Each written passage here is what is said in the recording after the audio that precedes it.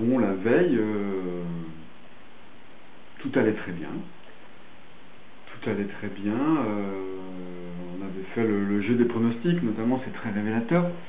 Et bon, tout le monde l'avait mis dernier. On fait un jeu de pronostics au sein du stage team, propre au stage team, et je pense que tout le monde l'avait mis dernier. C'est même sûr. Je crois que je connais personne, honnêtement, qui pourrait dire aujourd'hui qu'il ne l'avait pas mis dernier. Les circonstances étaient vraiment très favorables. En plus, comme d'habitude, il avait une très très bonne excuse.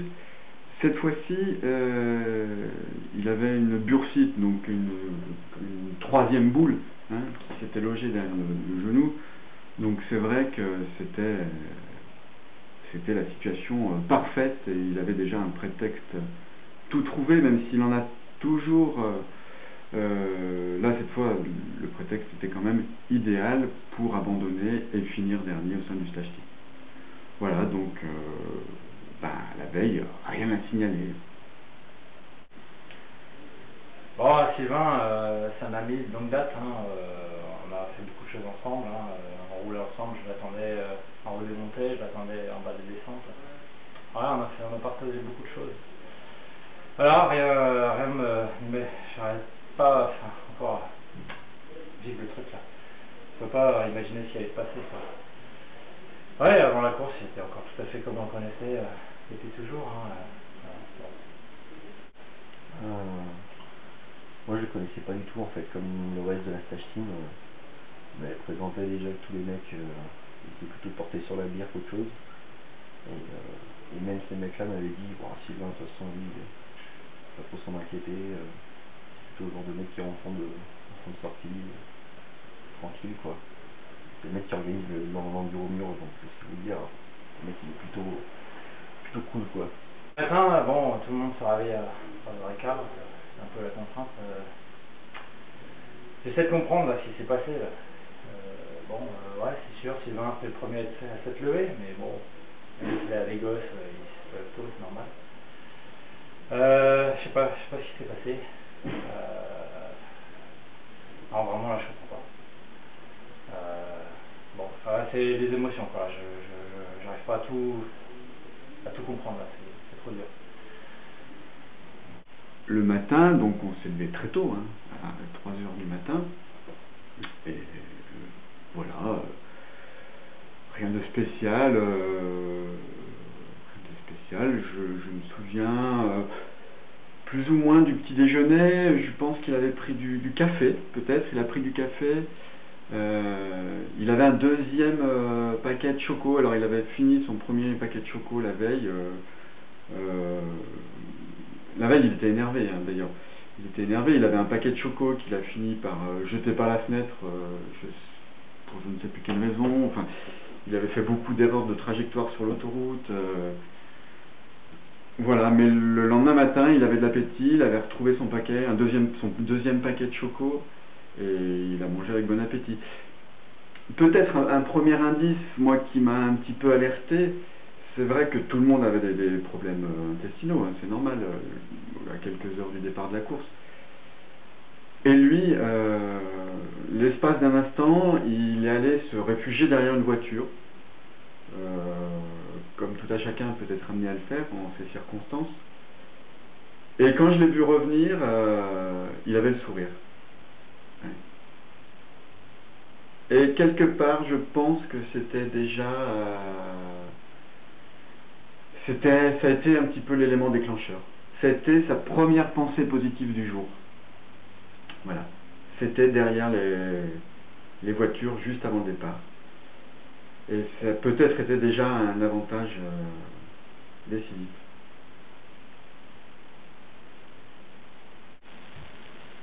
Moi, depuis que je connais Sylvain, je savais que c'était un homme vraiment hors du commun et particulier. Je voulais surtout insister sur particulier. Son côté pervers révélé par sa moustache ce week-end, c'était vraiment... Bon, on a vraiment su qu'il cherchait au plus profond de lui-même tout ce qu'il avait. Et c'est vrai que quand on l'a vu partir, bon, on s'est dit, bon, il y a le gros pervers là, qui fait du vélo, qui part. Dans 2 heures, il est mort, de toute façon. Il va même pas passer à la première liaison, ils vont faire une porte horaire juste pour lui, mais là... Bon, début de la course, partout dans le noir, on se perd un peu de vue, il fait noir, on voit très bien tout ça. Bon. Je pars en tête, un peu à mon habitude. Et puis on fait la première boucle, voilà, tout va bien, je crois que je n'ai pas de mécanique, un truc comme ça, j'attends un peu là. Puis je vois Sylvain qui arrive. Il me dit, ah là, ça pique pas là, je suis étonné, ça va bien là. Je dis, oh là là, qu'est-ce qui se passe? Pas bon ça. Bon, voilà, puis voilà, je sais pas, il avait l'air frais, mais on avait déjà un peu tapé dedans. Je pense que ça va aller trop loin cette affaire.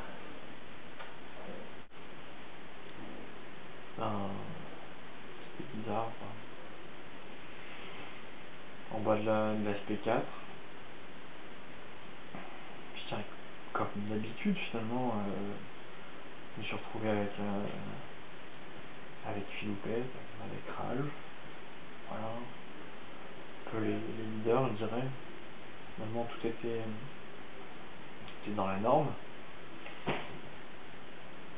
Sylvain est arrivé une bonne vingtaine de minutes après, alors qu'on était en train de faire de la mécanique.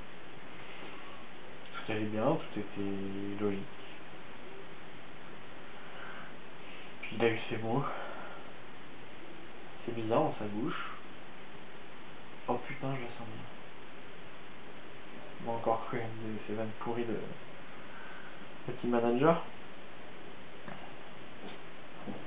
Il est un peu porté sur l'affaire plutôt sexuelle, donc effectivement, oh putain, je la sens bien. Voyez plutôt ça comme un calembour, je dirais. Et puis laisser là, en repartant, quand tout le monde était prêt à repartir, et ben il est reparti mais tout seul. Non. Sans un mot. Et on n'a plus jamais.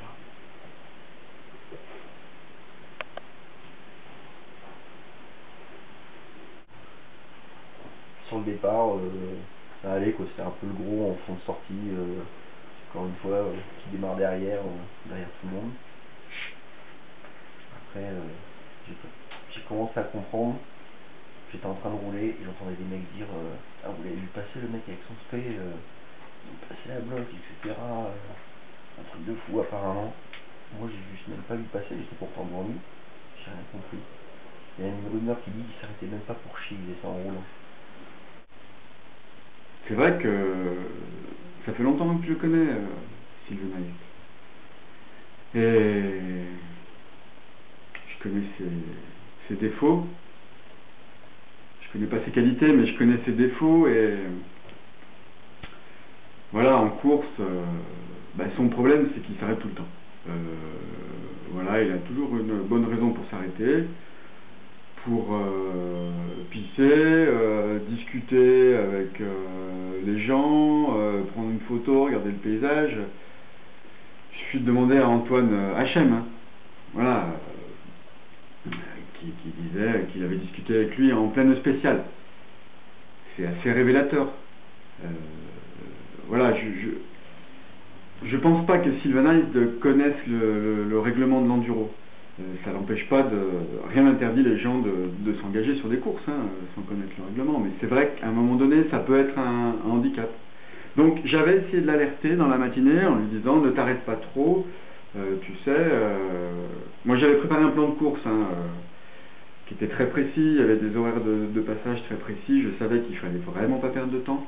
Alors je l'avais pas donné à lui parce que je voyais pas trop l'intérêt. Enfin bon, je l'avais glissé dans sa poche avant de partir. Je sais même pas pourquoi. Et bon, en tout cas, je l'ai bien alerté. Je lui ai dit, ne perds pas de temps. C'est sûr que toi, tu peux pas gagner de temps sur le vélo. Tu peux en gagner en ne t'arrêtant pas. Et je crois que malgré tout, à un moment donné, ces mots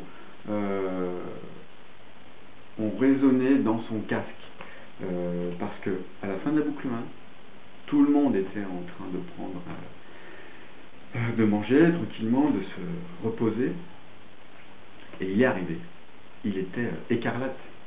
Alors là, j'ai revu son père. Son père est vigneron.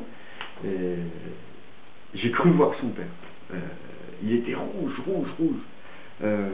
Voilà, il avait déjà donné beaucoup et il était à la bourre. Et en dépit de ça,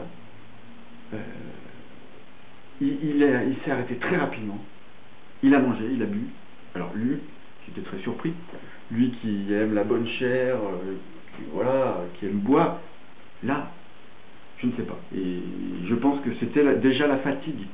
Il était dans un état second et il a mangé assez salement, mais il est vite reparti, donc personne n'a remarqué. Et voilà, tout le monde était au stand et lui était déjà reparti. Voilà, il était déjà reparti. J'ai pas compris ce qui s'est passé. J'étais devant et il m'est passé devant au ravito à la deuxième boucle.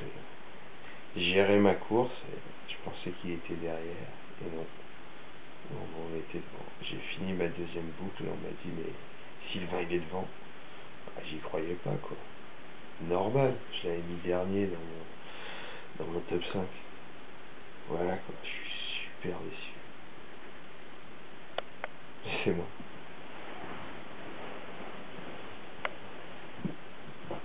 Bon, troisième boucle, on est les deux survivants de cette tuerie. Voilà, Sylvain, il roule à côté de moi, il sifflote. Tout va bien, qu'est-ce qui s'est passé, je sais pas. C'est encore un peu dur là, pour moi de comprendre. Là. On finit, il m'explique, oui, il tourne rond, là, pédale rond, là, sinon tu vas pas y arriver. Ah bon, je me dis, mais on est là. Et puis on passe la ligne d'arrivée ensemble, tous les deux. Tous les autres là, sur le bord du chemin, alors que d'habitude on n'arrive même pas à les suivre. J'ai toujours pas compris ce qui s'est passé là. Et puis voilà, toute la journée, il a été là. Moi, je sais que j'ai fait ma course, j'ai roulé très doucement à la montée, j'ai attaqué à la descente. Et lui, en me retournant constamment, je le voyais derrière. Ça n'arrive jamais. Mais il était derrière. Il était juste là, dans mon dos. Moi, j'ai dû abandonner. Vraiment, c'était complètement indépendant de ma volonté. J'ai abandonné sur casse mécanique. Donc, je veux dire, c'est ni une question de talent, ni une question de volonté. Voilà, j'ai dû abandonner dans la deuxième boucle. Et je l'ai vu passer à la fin de la deuxième boucle. Hein, j'étais au paddock, du coup, j'étais revenu. Je m'étais transformé en assistant. Je pense que c'était très important d'ailleurs à ce moment-là. Il ne faut pas négliger ce rôle-là. Je l'ai vu passer et 3 minutes avant la mise hors course. Et il était comme en mission. Et il est reparti. Je l'ai poussé, ça lui a donné beaucoup d'élan. Je pense que ça a été aussi très important pour terminer cette épreuve. Et il l'a terminé. Alors, il n'y avait plus qu'à attendre que ça se termine.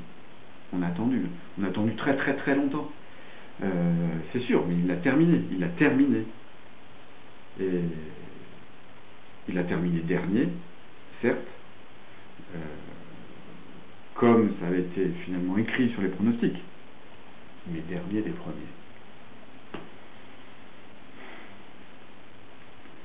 Voilà. Je pense que ça restera un moment unique et ça ne se reproduira jamais. Et on y était. Voilà. Je pensais pas qu'un mec qui buvait autant de bière la veille pouvait mourir comme ça. C'était assez fou. Et après 3 heures, 4 heures à attendre à l'arrivée, il arrivait quand même vachement en bavant, il n'en pouvait plus. Mais salaud, il a réussi à le faire. Chapeau.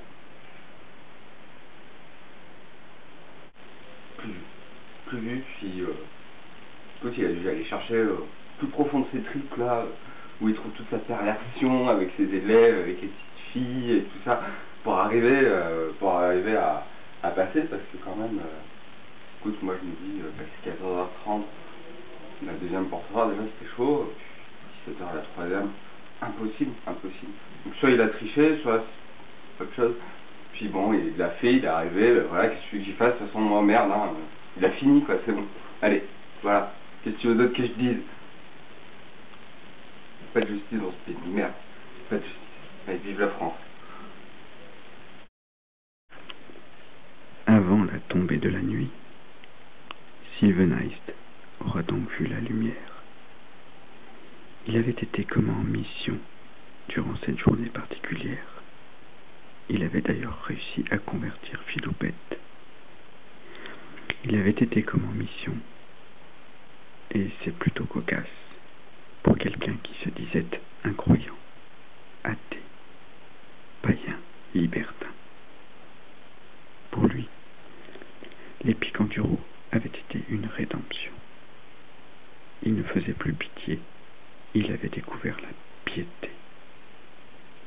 Et au final, il pouvait faire sienne les paroles de Matthieu dans la Bible. Les derniers seront les premiers, et les premiers seront les derniers. Prions pour que cela ne se reproduise plus.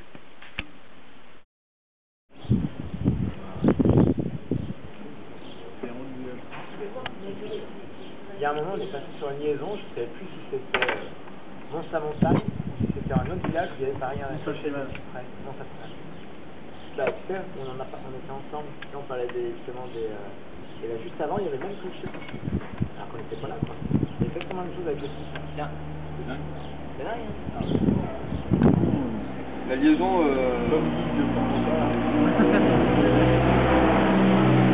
virage par rapport à la liaison 2 et 3, il était magique là. Tu sais, quand tu montais que tu avais le virage à gauche. Ah oui, ouais.